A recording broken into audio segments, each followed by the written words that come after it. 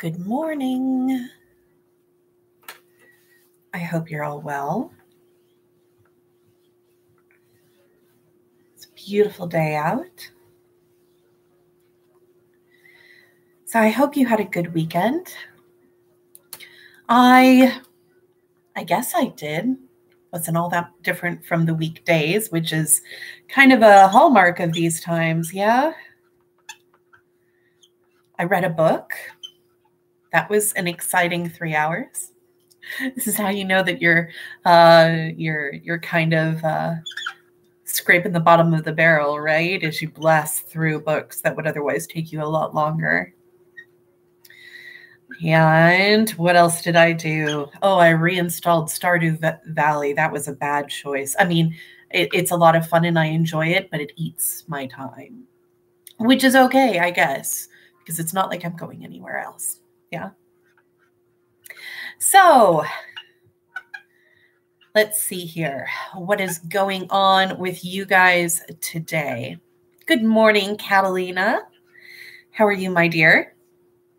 Do anything fun this weekend?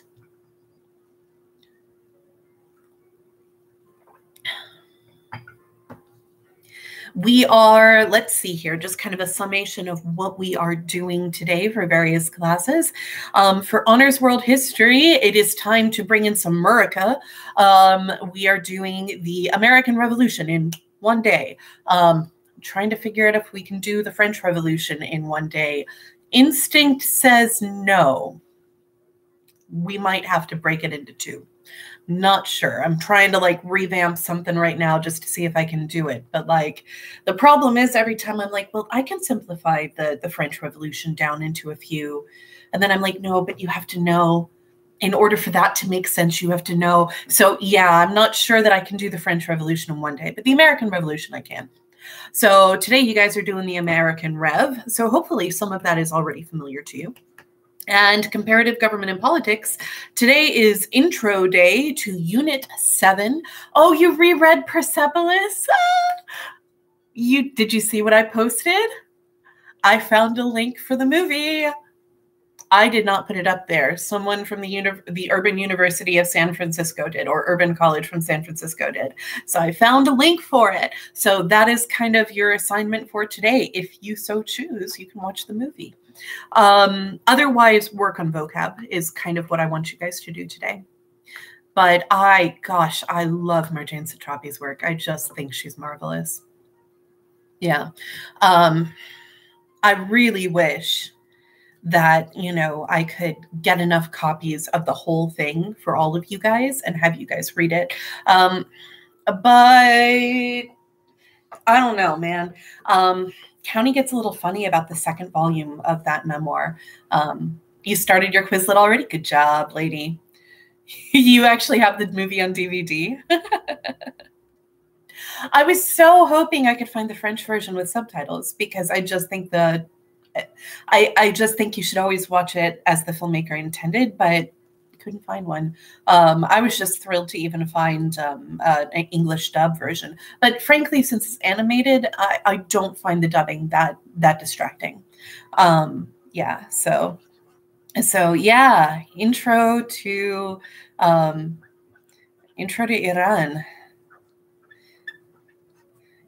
I mean, honestly, we're at the end, guys. We are nearly there. We should be done with new content. I think I forgot to schedule in your Harkness, which means we'll probably do it on Monday of not next week, 2 weeks from today. And then you'll do your FRQ on the Tuesday following. And then that gives us a couple more days for some official review before I have to submit grades for seniors. And then I'll have, even though you guys are done at that point for seniors, I'll go ahead and start and continue posting some review stuff for you, for those of you who are taking the AP exam. But it obviously will have no grade attached to it at that point. Yeah, but we're almost there. Yeah, the second volume is in a lot of ways more personal. It's more about her growth and development rather than just being about her experience of the revolution itself. And it is definitely a coming of age story. And so as a result, it talks about sexuality and it talks about drug use and some other stuff like that. So like schools get a little iffy about that second book. But frankly, in a lot of ways, I think that's the part that resonates more with young people in terms of feeling like they understand her. And it also really deals with a fascinating portion of her life where she goes back home and has to kind of wrestle with that new world. So yeah, no, I love Persepolis. I just think it's marvelous. There's a whole bunch of Iranian films I would love to watch with you guys, but alas, it's really hard to find Iranian films that are, streaming online and all that sort of stuff that don't cost money for you. So I was just happy that I could find Persepolis first and foremost. So I hope some of you guys choose to watch it. I didn't do video questions on this one because I just want you to enjoy it. But I do hope some of you watch it. So what else did you do this weekend aside from reading Persepolis, my dear?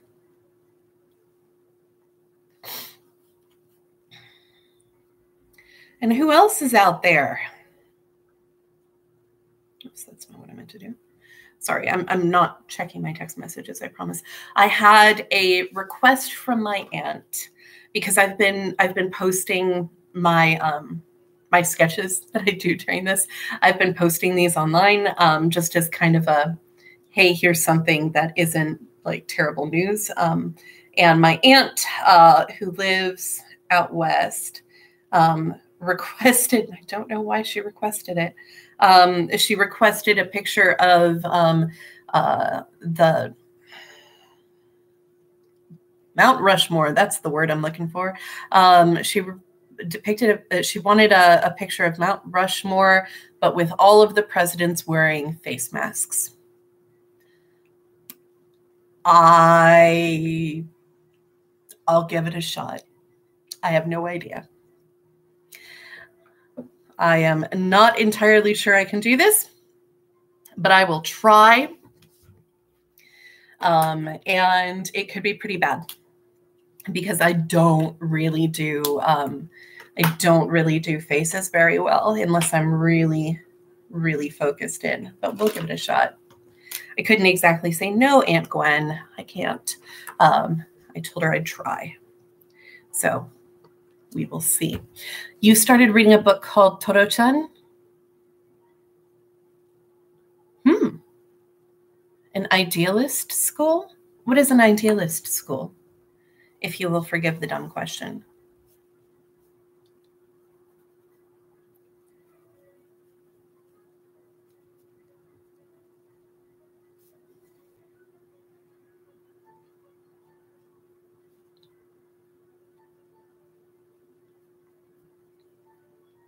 Okay. Yeah, this is going to be bad, but we will try.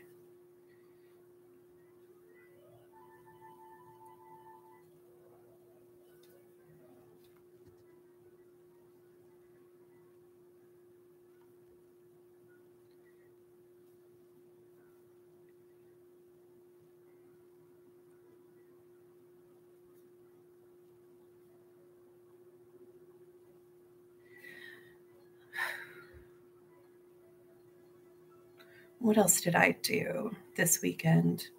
Let's see here. Oh, I started watching, not that it's meant to be a school that isn't very traditional, but allows for the children to develop naturally without minimized outside pressures. Natural education stuff. Yeah, there's, I have many feelings about that sort of idea.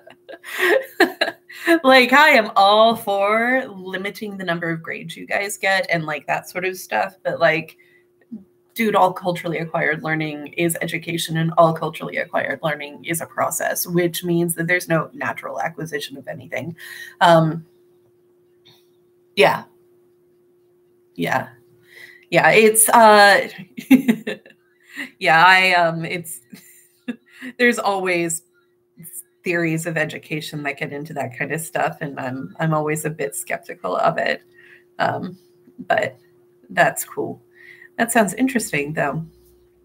At any rate, no, this weekend I decided that I'm not currently in enough, like in the middle of enough films or series right now, because I'm watching Babylon Berlin,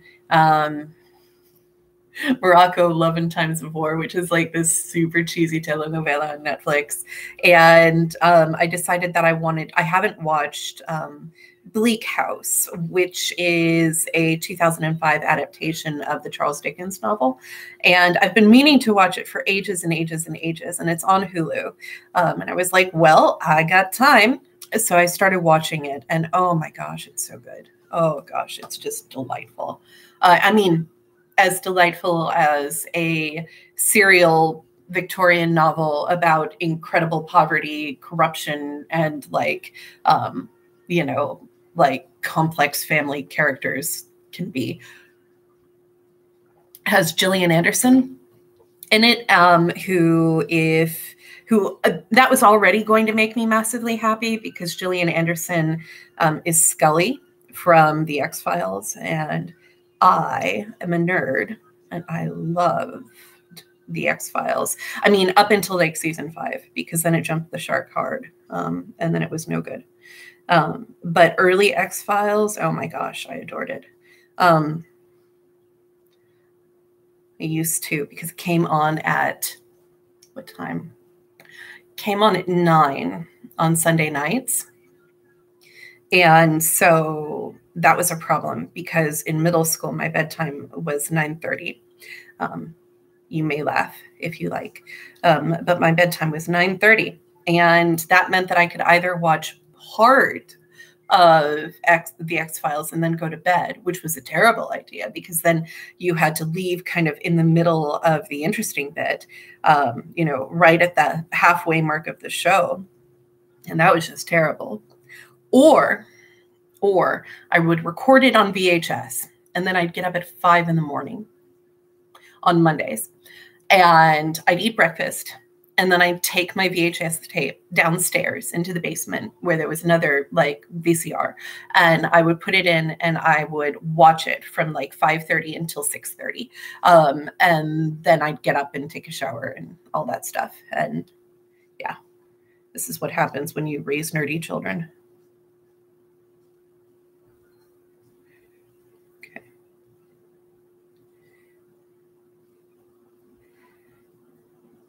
You haven't read much, so you're still grasping the idea, but all the people who went there are really fond of their elementary education.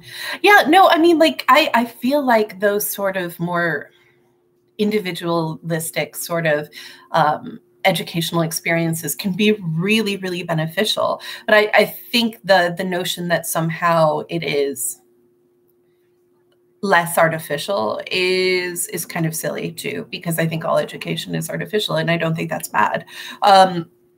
I think it'd be delightful to be able to individualize our instruction of you a heck of a lot more.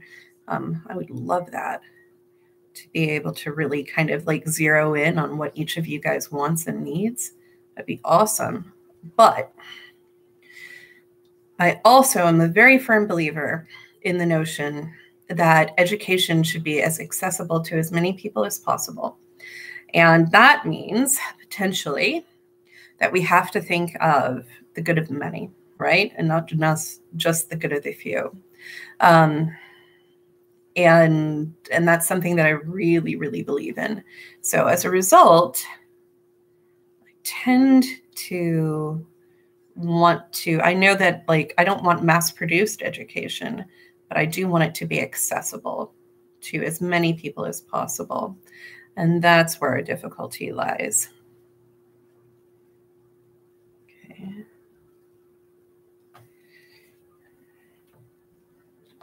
Sorry.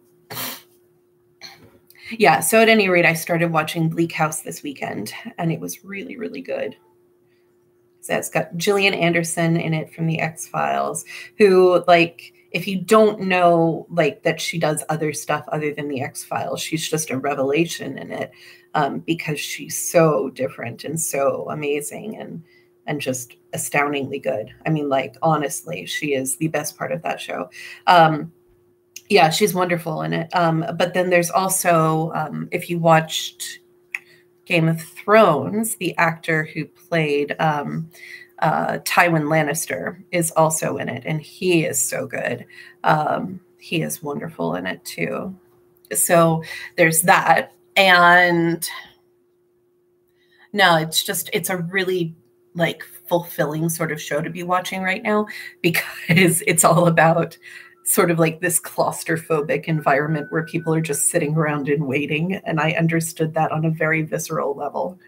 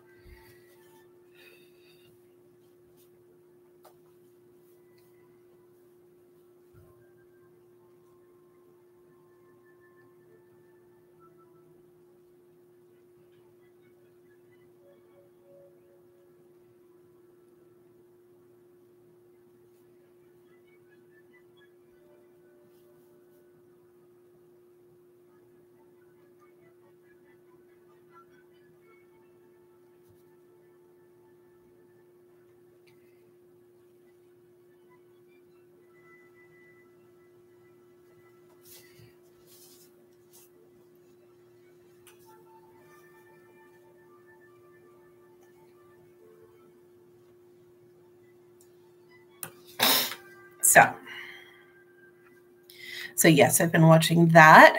What else did I watch this weekend? I watched a couple more episodes of my Spanish language telenovela, which is pretty funny. I mean, not the show itself is not funny. It's like super over the top, and like everybody is ridiculous all the time. Everyone makes terrible choices. I like look at it and I'm like, but no, why are you doing that? That's a dumb choice. You shouldn't make that choice. And then they do it anyway. And then the whole world falls apart because they made a dumb choice. It's very frustrating.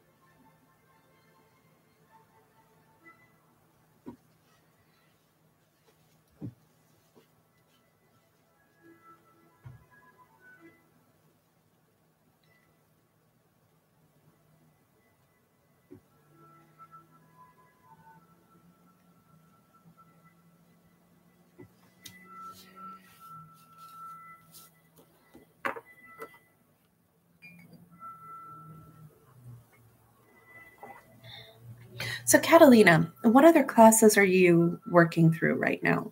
What other ones have you got?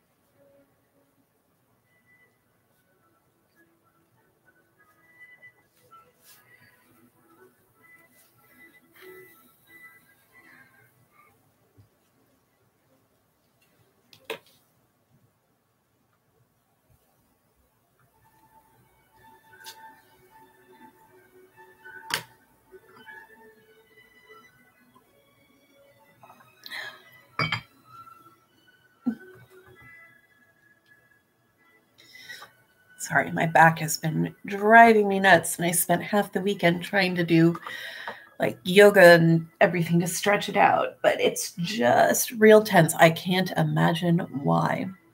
You got to go look at your econ quiz again. Yeah, today is not a whole lot of work. I didn't like we always kind of ease into a unit, and I don't want to change that up just because like the world is on fire. So I did want to make sure that we kind of, took our time getting through, because we have time to get through this. It's not like we are in any particular rush. I mean, even with the 3-day a week sort of 4-day a week schedule here, we have the time in this class. So I would prefer to take it rather than to force you guys to accelerate through something when you don't need to right now. So yeah, I didn't, and I was trying to figure out, because like I kind of feel like your geography of Iran is going to be terrible. But I was trying to figure out how the heck to get you to be able to do a map online. And I just can't. I was looking for a good tech way to do it. Can't really do it. Not in a way that I find effective. And so as a result, I decided, well, we'll just kind of do this instead. I wish we'd been able to, there's a bunch of different things I wish we could have done, but is what it is. On the other hand, I keep reminding myself that once things calm down, I won't say go back to normal, because I'm not entirely sure that the normal that we all are hoping for is actually going to occur. I think that we had best get used to this for the next year or so. Not that I think that we're all going to be stuck in our homes for a year, but, I do think that things are not going to go back to normal in the way that many people wish they would. But regardless, I do think that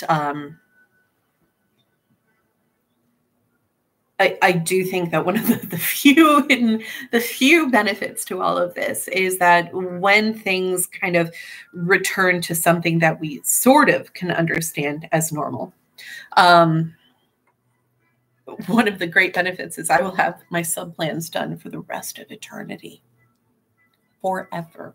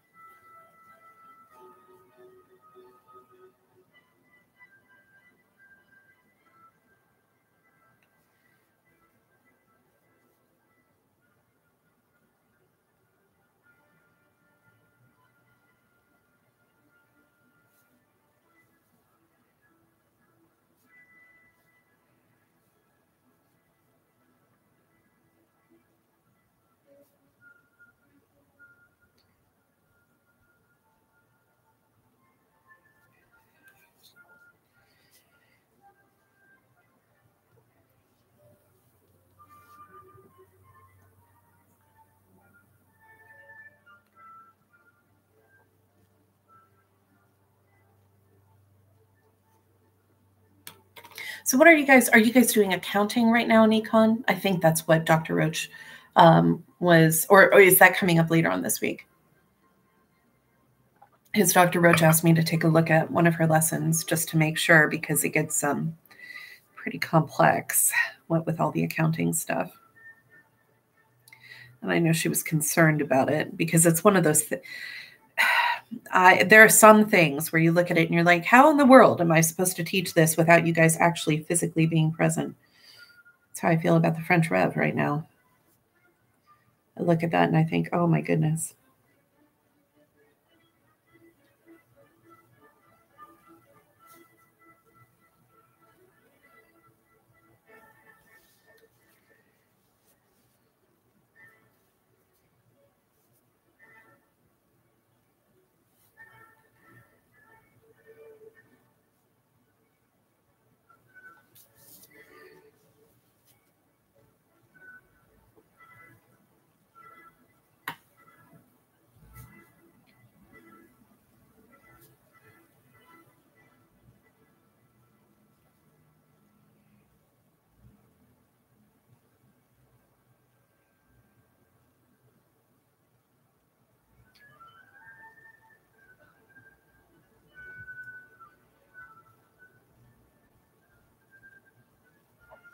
Your quiz was on bank balance sheets. Yeah, that's accounting.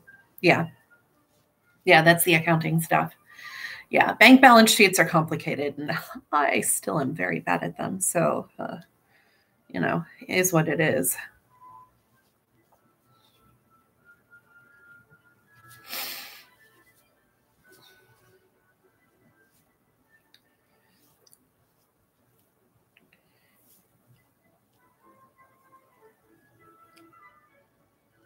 I am not sure how to do Teddy's face. I'm trying to give them all different types of masks. Guess I could give him a peanut, but he shouldn't be wearing an N95. He's not a healthcare worker. He shouldn't be wearing one.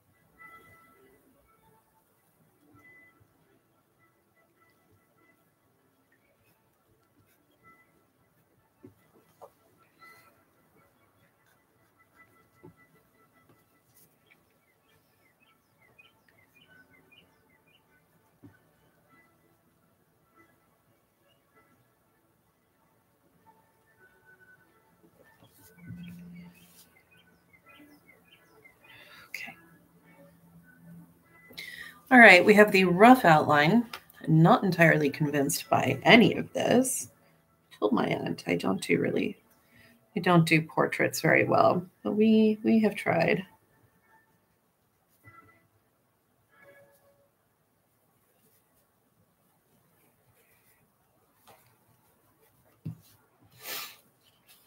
Here's the rough outline so far. Not entirely convinced. Now to add in detail and try to make this make sense. Oh my goodness, this is going to be terrible, but we will pretend.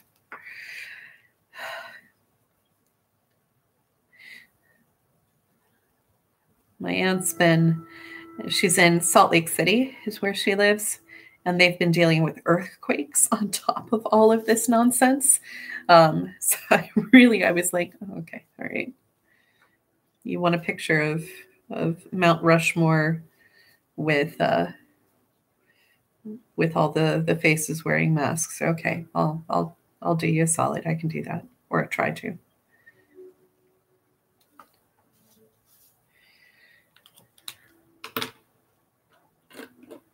Okay.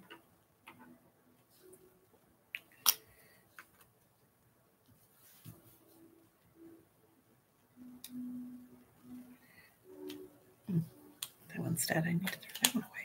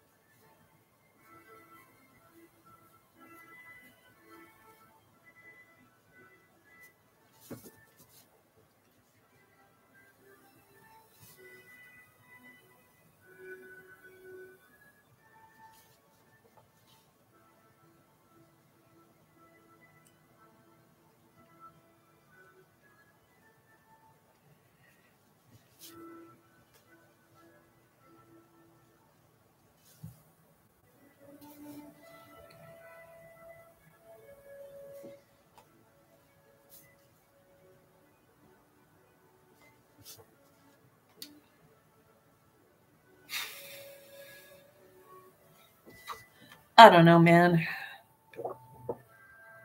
I don't know. Does that look like George at all? I can't tell. Oh, goodness. I am kind of thinking that if this doesn't totally suck, then what I can do is go back in and add color on George's bandana. Yeah, that's the problem. Like, you know, his jaw, right? Because like George has that really sort of look because his dentures don't fit. And when you can't see that, it gets really hard to tell that that's who you're looking at.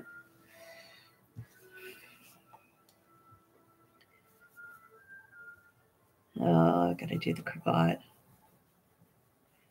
Part of me is like, why am I drawing this? Because I have objections to the fact that this is even on that land because it's sacred.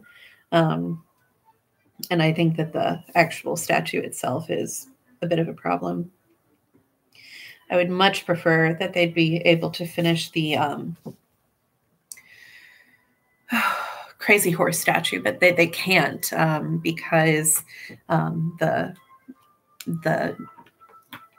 clip face that they're in is unstable, and they can't ever finish it, not without destroying it. But honestly, if you've ever been to Mount Rushmore, it's not that it's not that impressive. It really isn't. It looks super big in the photographs, but it's really not. It's way less. It's way less large than you think it is. The only reason I would want to go again rather, is if you could do a North by Northwest reenactment, which if you've never seen the movie, I highly recommend it. There's a very, very famous scene in the film in which Cary Grant and, oh gosh, what is her name? She's a Hitchcock blonde. She's one of Hitchcock's muses. I will think of it eventually. She and Cary Grant are climbing all over Mount Rushmore to try and escape the bad dudes, and it's really funny. I mean, it's not funny; it's very suspenseful in the movie itself, but it's a pretty like iconic piece of film, and I am using that word appropriately, just in case Chandler is lurking.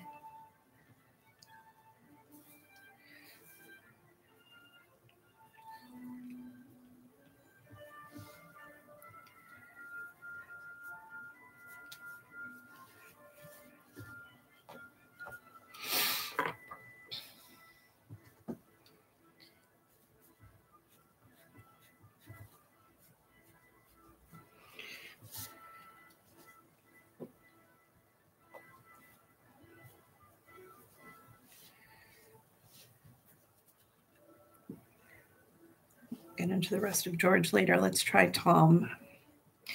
My problematic favorite. It's one of those things where the more you learn about the person, the more you're like, why are you so terrible? But how did you write such beautiful things? And how did you mean exactly none of it, except for the stuff that you did mean? He just is so confusing to me.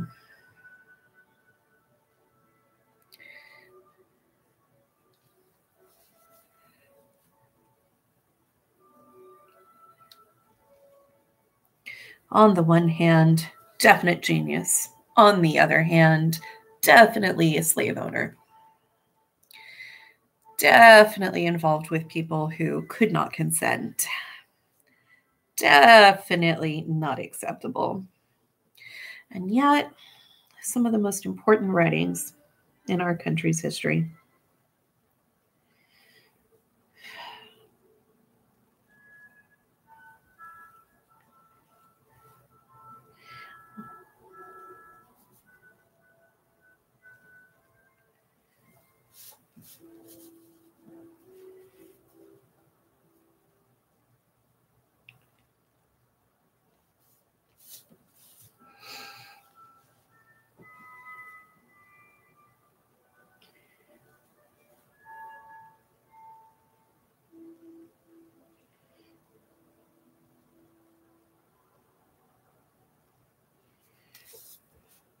I don't know what that looks like him, but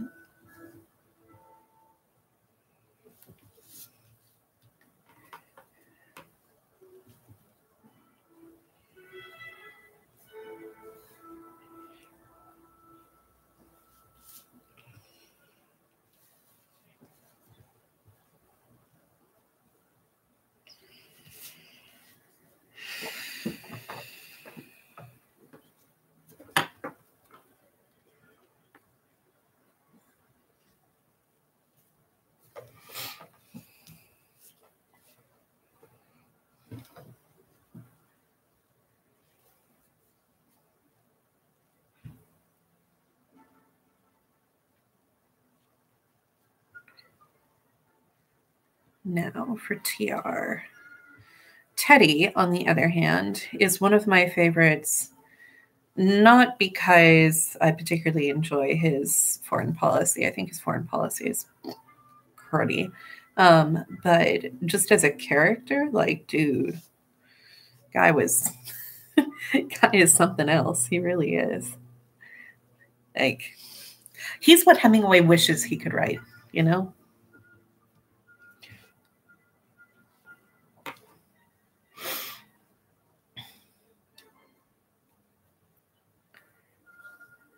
Did I give you too poofy hair? I think I did. Let's block it off a bit.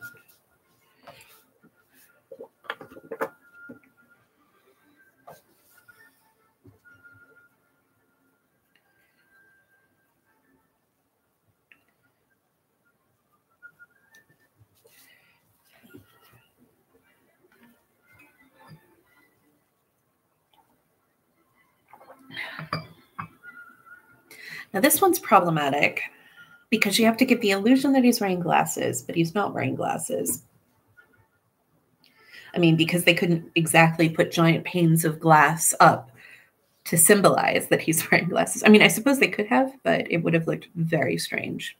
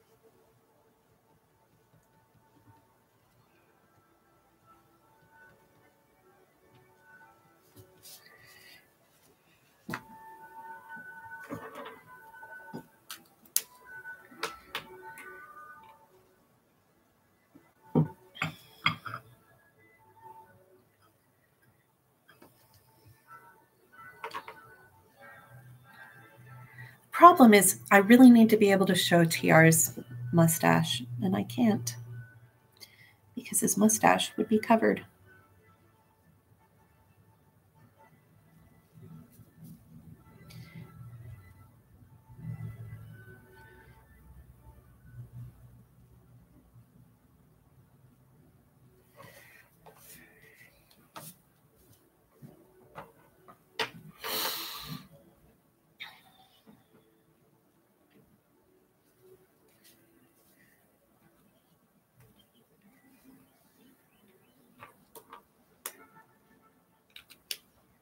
Let's see here, I got an email.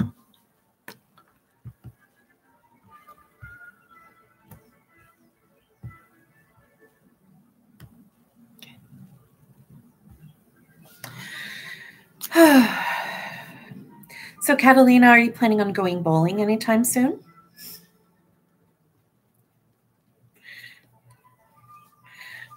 That right there is one of the more strange choices, I feel, in terms of quarantine policy.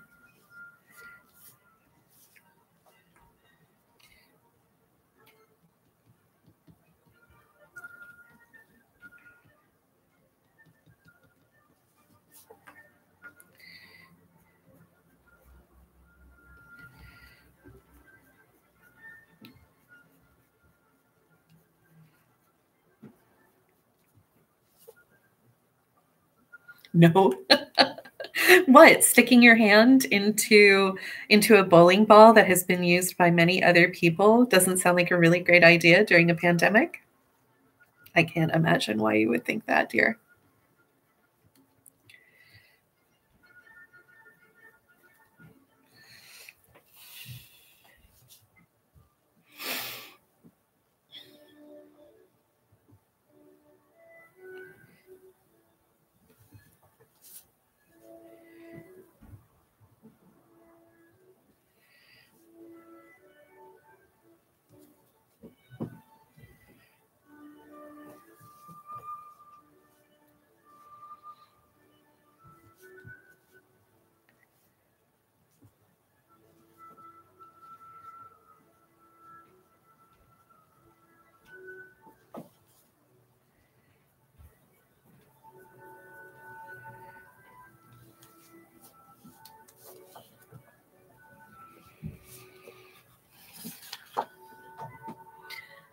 Not happy with Teddy. Teddy's not a great look there. But we'll see what I can do with some shading to fake it out.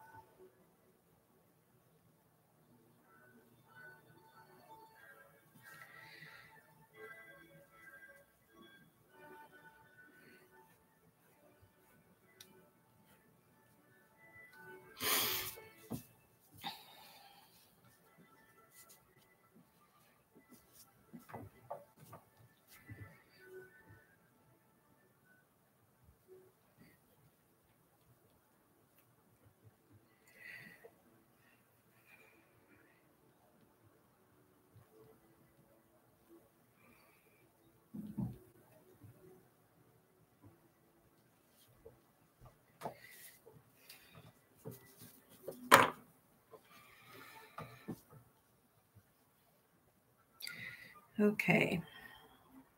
Time for Abe. Abe is the dangerous one because Abe is one that I actually really, really like, and I don't want to screw him up. I feel like that might be blasphemous.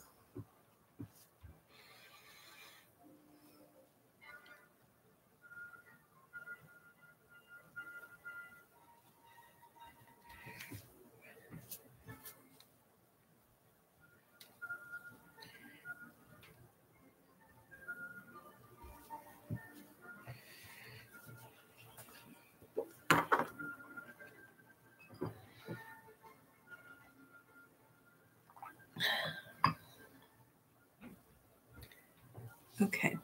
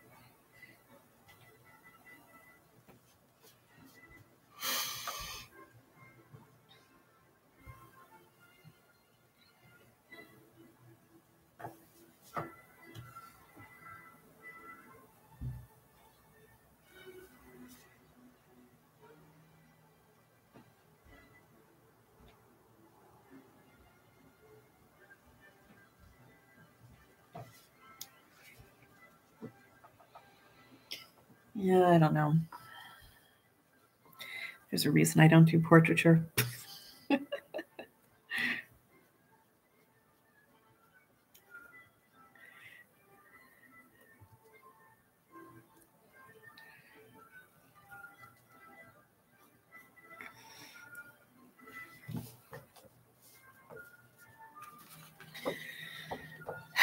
What do we think, Catalina?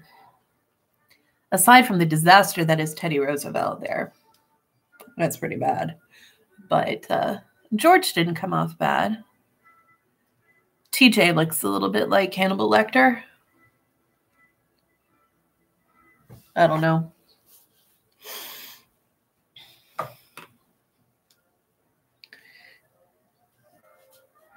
Okay, let's try a little bit more in the way of shading and see what I can do. Never met a hash mark that I didn't like.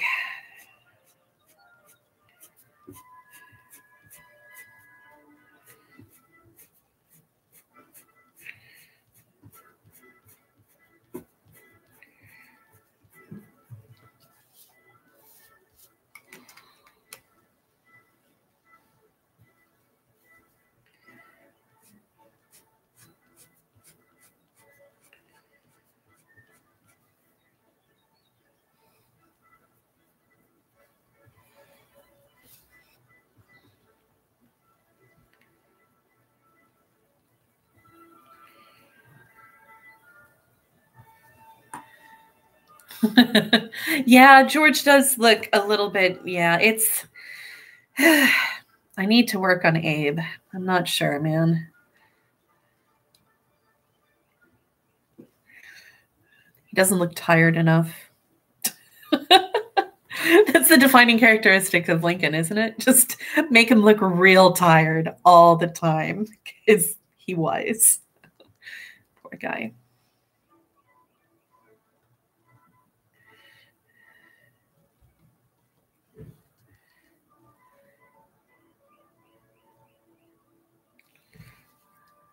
Did you see the Daniel Day-Lewis version of Lincoln? What is it? It's just called Lincoln, isn't it?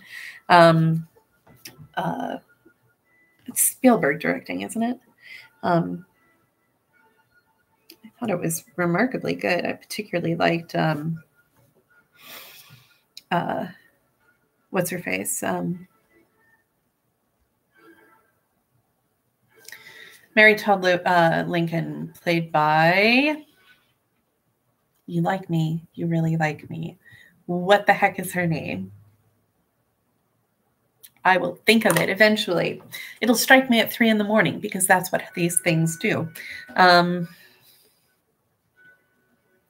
She won an Oscar in a movie about labor organizing, which is very good. I could always, it's Sally. I will think of it. It's driving me nuts. At any rate, yeah, if you haven't seen that movie, I highly recommend it.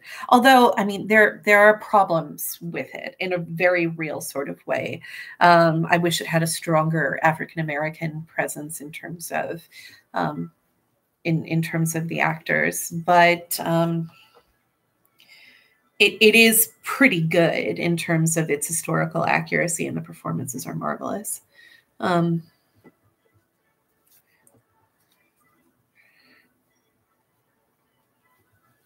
also need to go and watch Harriet. I haven't seen Harriet yet.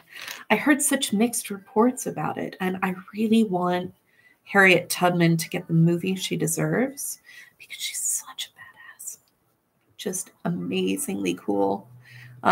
And I desperately want her to have like the superhero sort of movie she necessitates. I mean, she is a superhero. But I don't know if the movie that came out this year really did her justice. I read so many mixed reviews about it that I just couldn't bring myself to go and see it because I was so afraid that it would be not enough for her, you know, that it wouldn't really kind of emphasize what made her amazing. So I don't know. of mixed opinions on that film. I don't know if I want to go see it, or if not, well, this would be the moment to do it, I suppose, because at least I can just stream it, and if it's terrible, I can stop watching. Although I have a hard time stopping movies in the middle, even if I don't like them.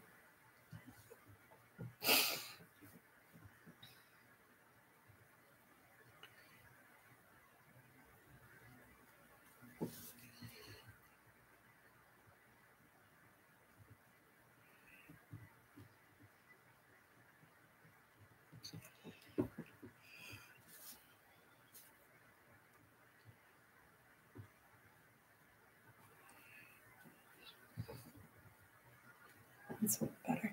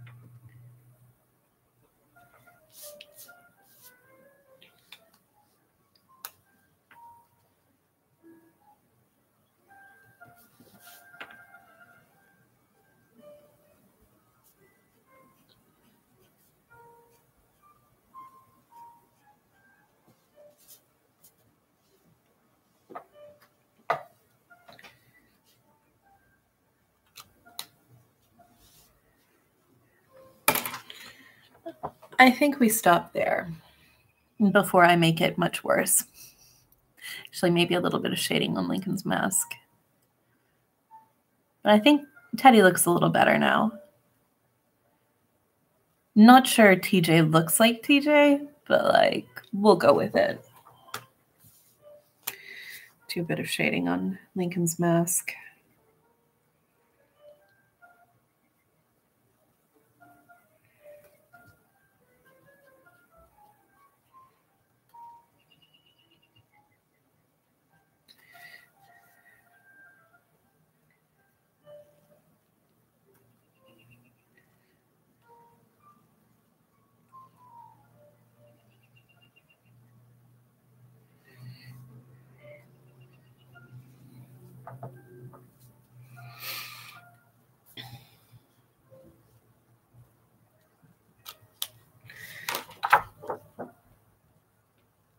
Well, that's a choice.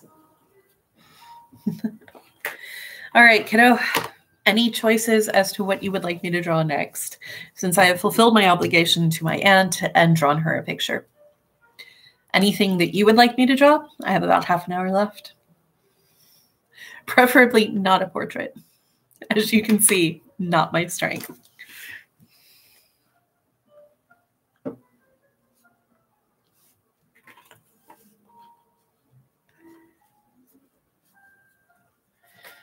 A cutesy snow globe. Dude, snow globes involve glass and reflections and orbs. I can try, but okay. Anything in the snow globe that you would like? What would you like in the snow globe?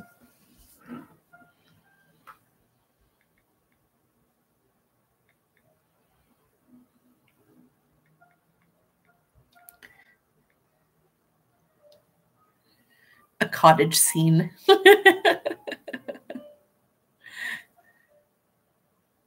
A cottage scene would be cozy. Okay, I will try. I will try. All right. The weather has been like up and down in a million different directions, has it not? Like yesterday, it was so cold outside. I wanted to sit outside on my deck and like sit and read a book, but it was too cold. I mean, I suppose I could have bundled up and sat outside anyway, but gosh. I mean, it is the end of April, I think, right? There was an April. That was a thing we did.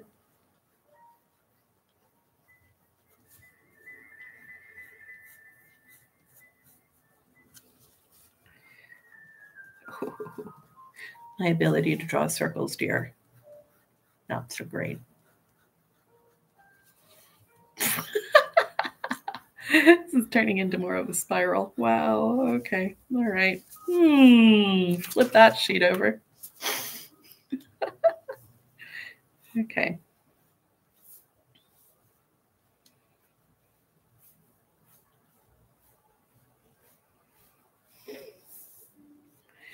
I had this professor in college who could get up to the chalkboard because they were chalkboards, and just take a piece of chalk and draw this like nearly perfect circle on the board.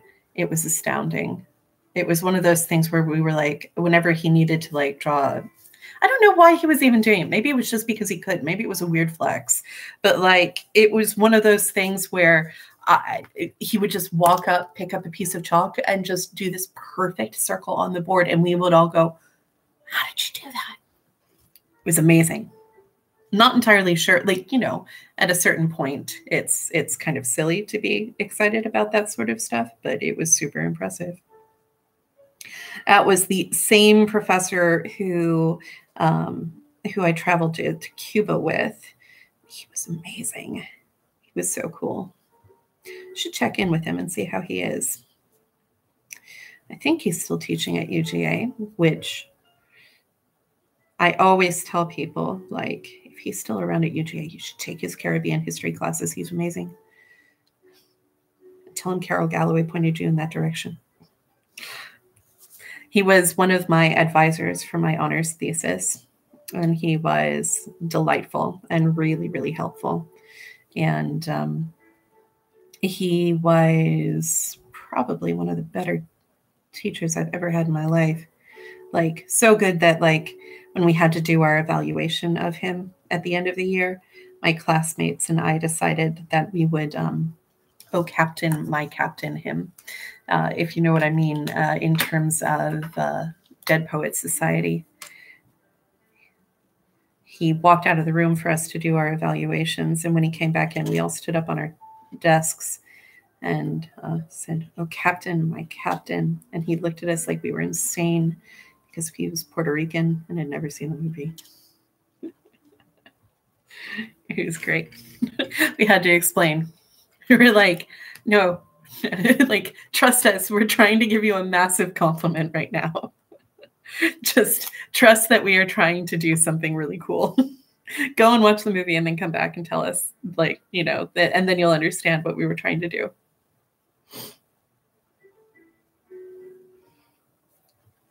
I think I took like 3 classes from him. And that still wasn't, I think I took like 5 or 6 from one prof. My history of China professor was astoundingly good.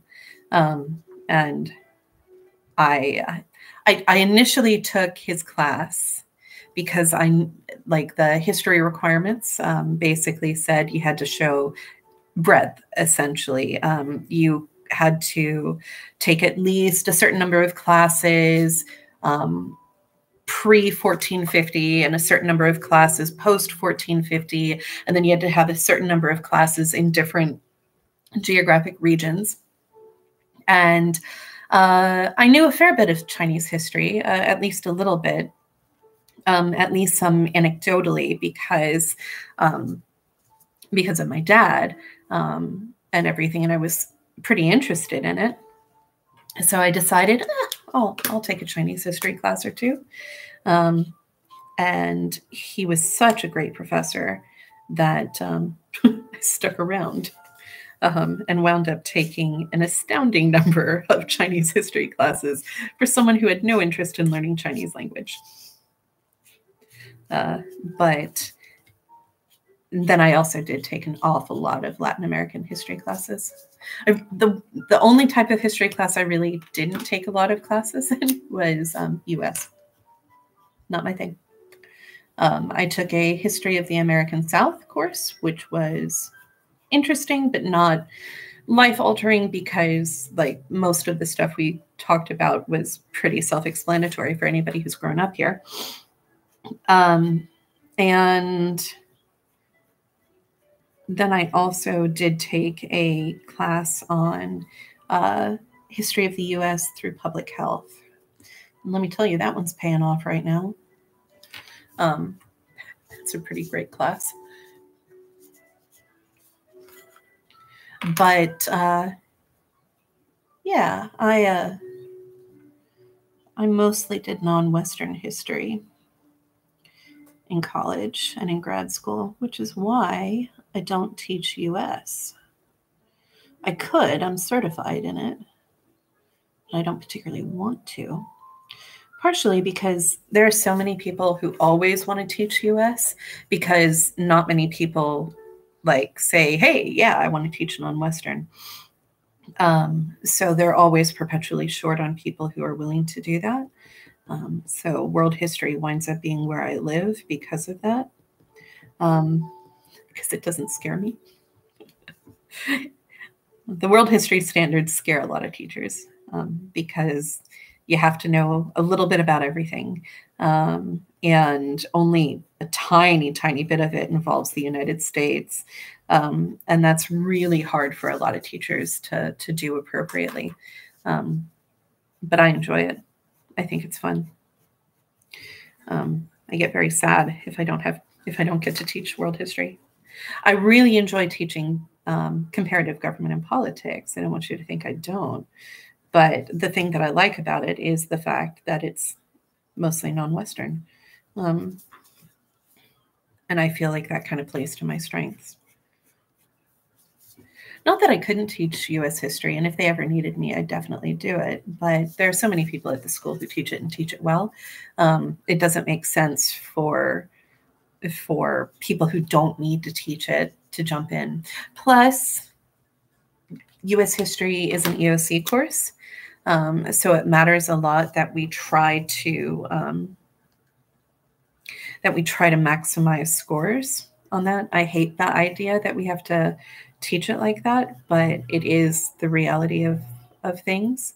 And so people who are good at teaching world history should teach world history, and people who are good at teaching US history should do that. We don't need to muddy the waters by having me jump in and experiment, even though, it could be fun.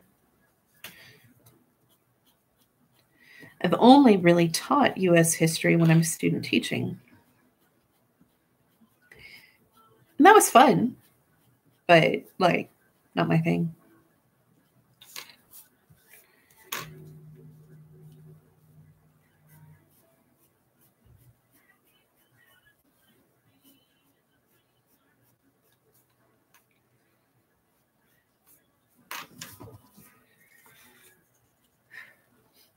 I don't know about this kid.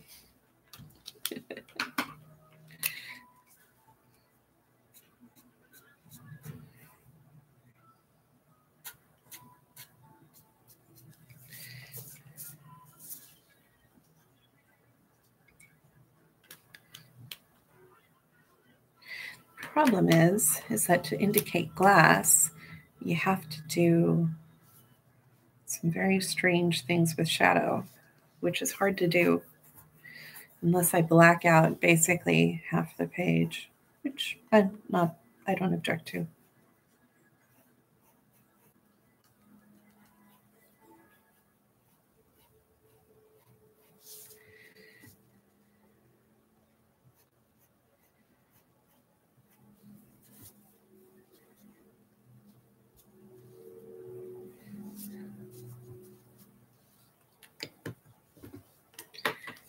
go for it. Break out the big marker.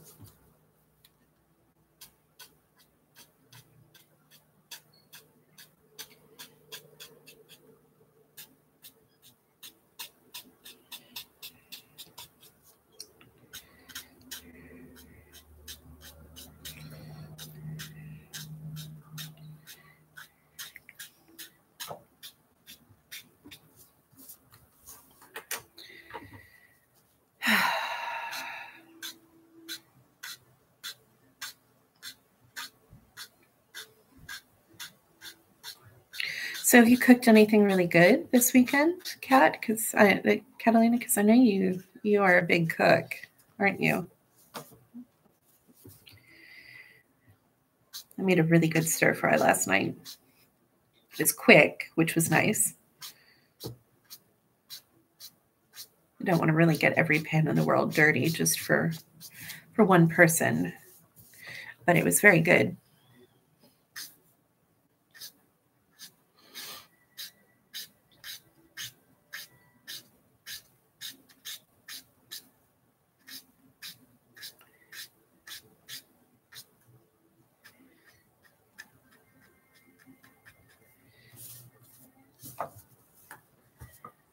Hey, Kamaya, how are you, my dear?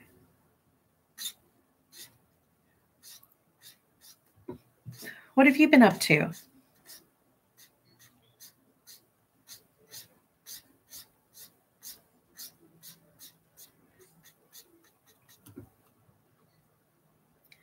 You made a couple of veggie stir fries? Ooh, salmon. Very nice. Not a big fish person, but I know I should eat more of it, but it tastes very fishy. And I'm picky about that. You woke up at 10, laid in bed until 11, made a smoothie, so you're pretty good. What was in your smoothie?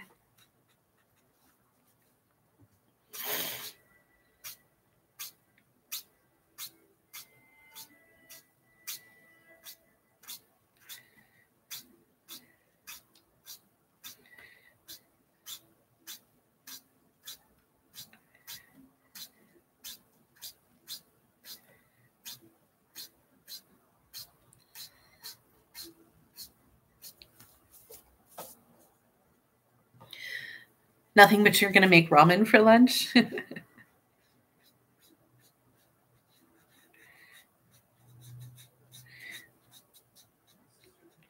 proper ramen or lazy ramen? Both have their advantages. I do not cast aspersions. It's a big blend, so it's a whole bunch of different things in yours. Nice.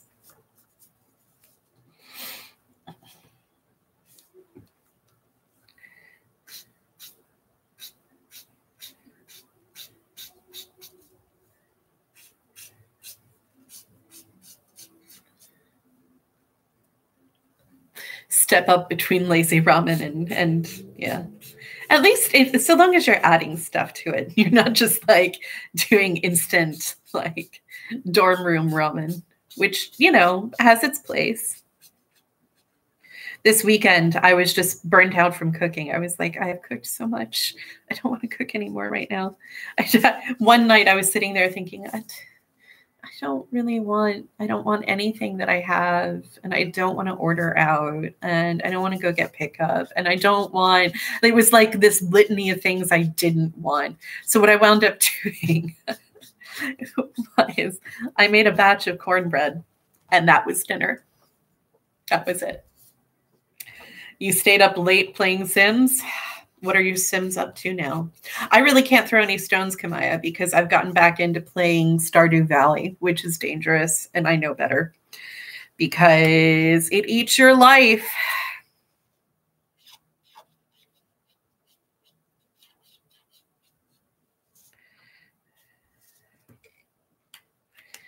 It eats your life. And then it's 3 a.m. and you're trying to find a salmon to make one of your characters happy because they want one. And you're like, but I hate fishing. I'm bad at the fishing thing. Fishing is not easy. You had a virtual dinner date with your mom on Saturday? You ate steak and shake? Oh, how is your mother? Because she's a healthcare worker, right? I hope she's well. I have several students whose parents are in healthcare, and I've been really thinking about you guys because I know it's a lot right now.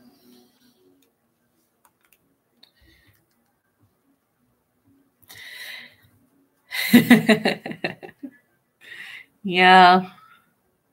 This is the temptation. I let myself order takeout once a week. And I always make sure that I order from like a local restaurant, not a chain, someplace that I know is struggling, and everything. So that's kind of that's my Saturday deal, is that I can order takeout on Saturdays, and I do. And I don't feel too bad about it because, I am trying to help out local businesses and things like that. But it is awfully tempting, especially when you're like, nothing in my fridge looks good. I don't want any of this. I want someone else to make decisions for me.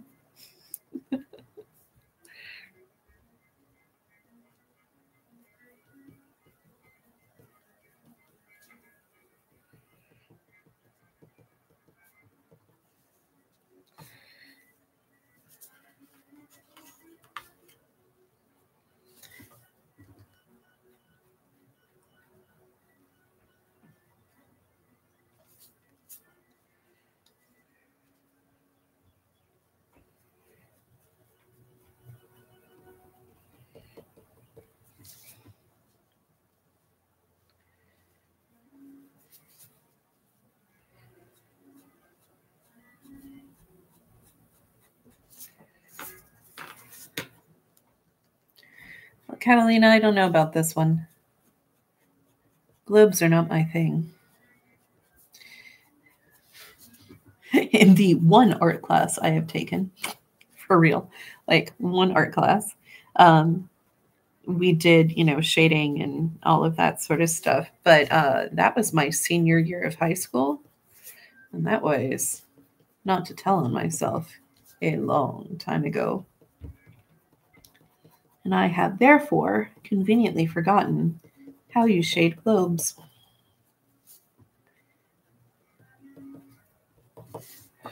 I don't know that it's so much a cozy snow globe as a possessed one. I hope you don't mind.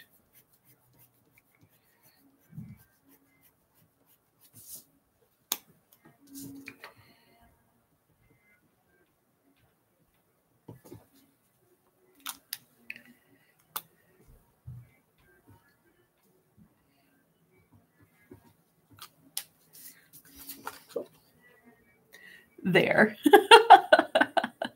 I told you. I don't know if I would consider it cozy. It's not my skill set, kid. You might try to run today, like run a minute, walk a minute. Yeah, that sounds like a good idea. Anything to get up and moving, right? Yeah, I'm going to need to go and do some yoga later on today again because my back is just very unhappy with me right now.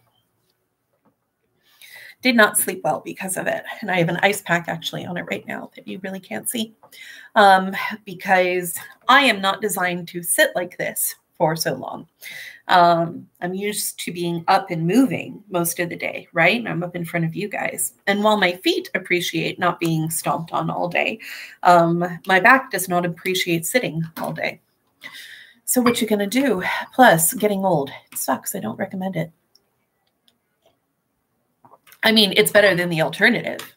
So, what you're gonna do about it. But it is still deeply unpleasant.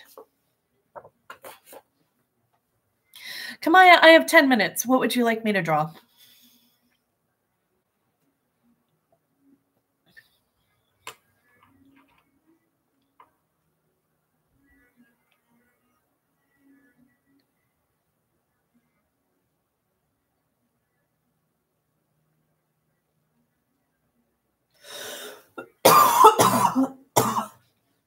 Excuse me. A milkshake. Milkshakes go in glasses. Again, it's glass, man. That stuff's hard to draw.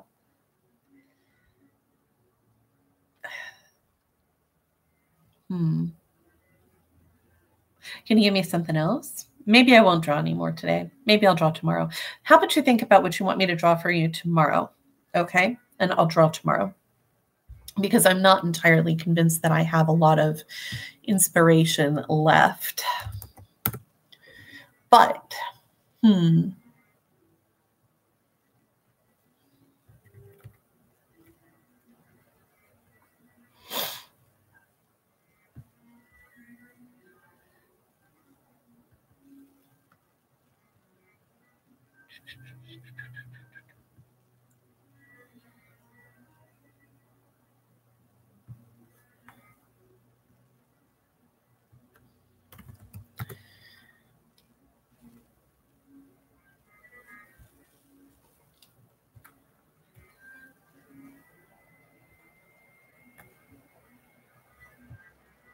okay. Yeah, you think about what you want me to draw. If you need me to draw something Sims related, I can do that as well.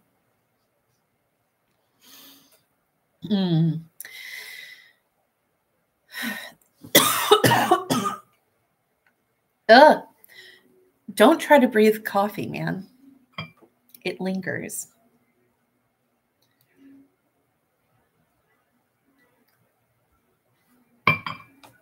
Don't recommend it. So today, what I have to do after I let you guys go is I have to record a video lecture for you on early Iranian political history. So that's step one. Step two is to finish this presentation that I'm working on the French Revolution, because my honors kids, what I normally do for the French Revolution is there's this awesome documentary that I love to show because it's really bloody and there's a lot of guillotines and people get their heads chopped off. But I can't get access to it online, man. Not in a way that's easy for students to do. I mean, I can, but it requires like 4 or 5 different steps to get where they need to go. And that's just, it ain't going to happen. So I'm trying to figure out a way that I can do the French Revolution a little bit more concisely, because the lecture notes that I have are from when I used to teach AP World, and my lecture notes on AP World French Rev is like 4 days. I used to spend 4 days on the French Rev, which was probably too much in retrospect, but it's super fun, man. So many guillotines, so little time. And so like the problem is that I'm looking at it and trying to simplify it down and be like, okay, how do I explain the Reign of Terror? Well, okay, so they need to know what sans-culottes are. And well, you have to know who Robespierre is. And well, you got to know about the Estates General. And it gets so complex so very quickly that I am trying to figure out how to simplify it. And it's just really hard. But that's like 90% of what I think teaching is trying to simplify things, not necessarily make them, like, I hate the term dumbing down. I think that's not what this is. This is like good teaching, like good writing, is when you can take complex ideas and explain them relatively simply. Obviously, there's more complexity behind it, but it's just really, really hard to try and get all the moving pieces in a way that people who don't necessarily have background in the information can get to.